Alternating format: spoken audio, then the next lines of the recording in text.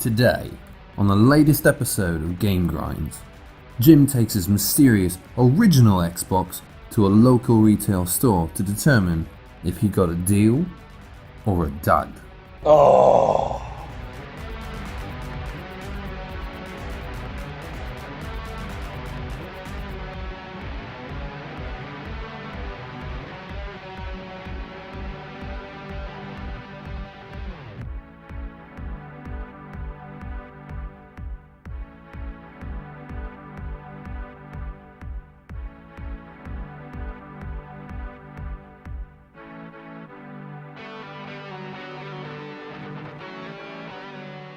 Hey guys, getting ready to head out chasing. Got my Xbox in the back. We're going to check and see if that's working. We got to figure out if that thing's going to be worth the $10 that we paid for it. If not, it's junk. Every time I go anywhere, I bring business cards with me. The reason I bring business cards with me, 1, it promotes the channel. 2, it makes it easier for people to get a hold of me if they want to. And 3, they just look cool. If you have the content that you're creating, make business cards. They're cheap and they work. So off I went, and I did make it a point to stop at the Easy Cash pawn that I had in the first episode to see if they had anything new, and they didn't, though I did see something I had caught myself slipping on, a copy of Toe Jam and Earl on the original Game Boy for $5, which is below market. It's a good price, but really isn't something that I'm looking for, and the label was a little damaged, so I passed on it. So I continued on, got some Wendy's to fuel up, and ultimately ended up at the game store. I'm not going to name the game store for the simple fact that they didn't want me filming the employees. So out of respect to that, I didn't want to name them. I will name them later if I go back there and they say it's okay. But I will say that it was in Webster, Texas. It is a chain, regional. It's a good store, and I enjoyed my time there. But I know you guys really want to know what happened with the Xbox. So what we ended up doing was we just hooked it up to their setup there using their cables. We knew those worked, and right away it seemed like it was powering up without any problems. And it works as far as that goes. And there's a game in it? Soundtrack? Super random. Score, I guess? Yeah. And then we started trying some games. We tried a copy of Halo that was a little beat up. No jankies on the picture either, like it's not, like the connection's fine. Oh, it's perfect. And it flubbed. It loaded up, but then as soon as it got to the game, no dice. Tried another copy of Halo. Same problem. Still Xbox. Oh. Almost had a heart attack. Then my associate pulled out a pristine copy of Halo 2. So if it doesn't read this, there's something wrong with it. Yeah, I get you. It loaded up all of the in-game cutscenes without any problem. I didn't want to make him wait through the opening cutscene to see if everything was working okay. So we moved on to something else. A new low. A Madden game. Oh. At that point, I knew it was going to be touch and go.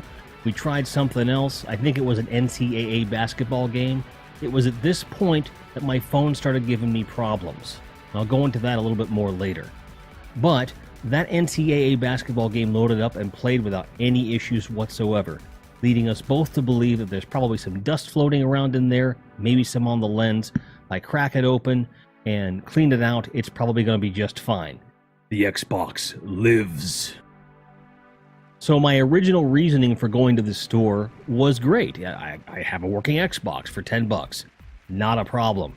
I don't have any hookups for it, so I start looking around for power cables. They had a 20% off deal on used accessories. I figure I'll find something, walk out, be happy. I did just that. I got a used original Xbox power cable for about $8.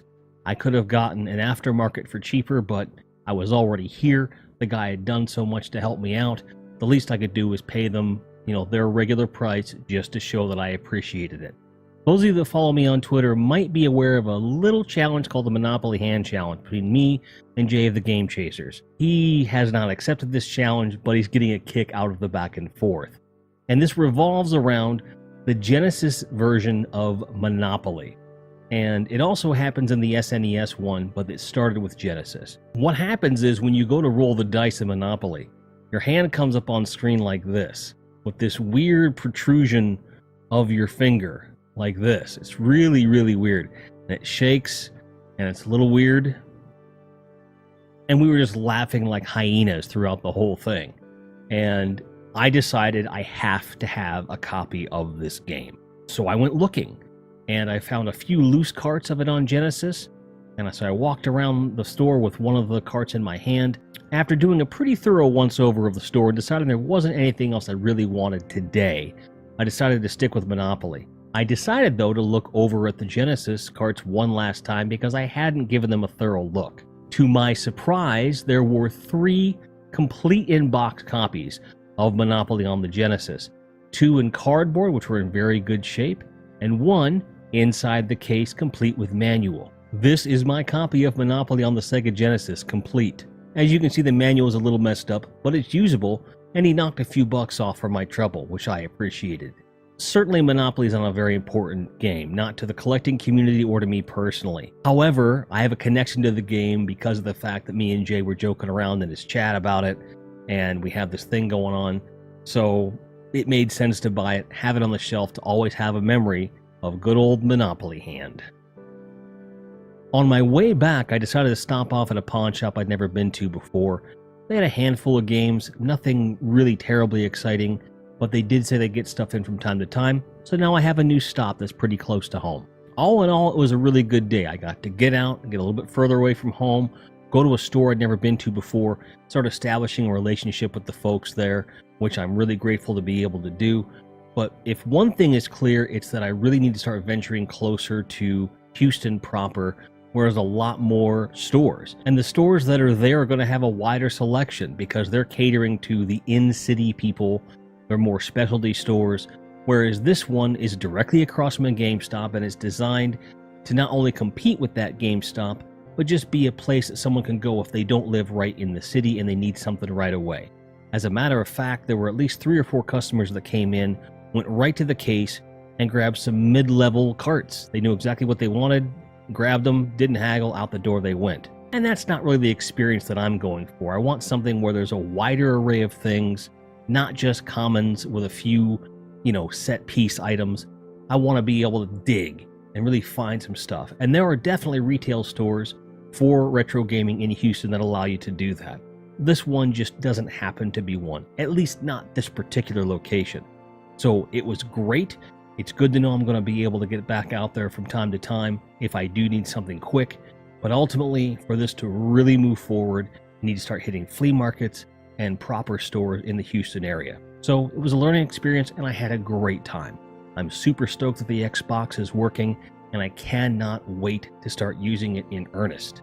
So what I need to do is get myself one of those pound HD upscaler cables for the Xbox and a nice can of compressed air to clean that sucker out. And before you know it, I'll be back on an Xbox and I'm super excited. While I'm at it, I'm going to get myself a complete in-box copy of Monopoly on Super Nintendo in great shape, just so I have both of them. Another thing that I'm finding the more I go out into the wild is that I really need to make a list of what I'm actually looking for and the price that I'm willing to pay.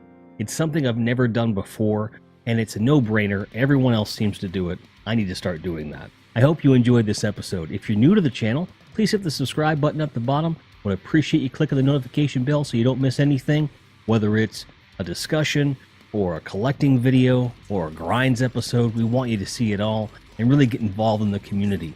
Let me know what you like, what you don't like, whether you're hitting a thumbs up or leaving a comment. It all helps and I appreciate it. And I hope to see you on the next one. May all your grinds be merry. I'm out of here. Cheers.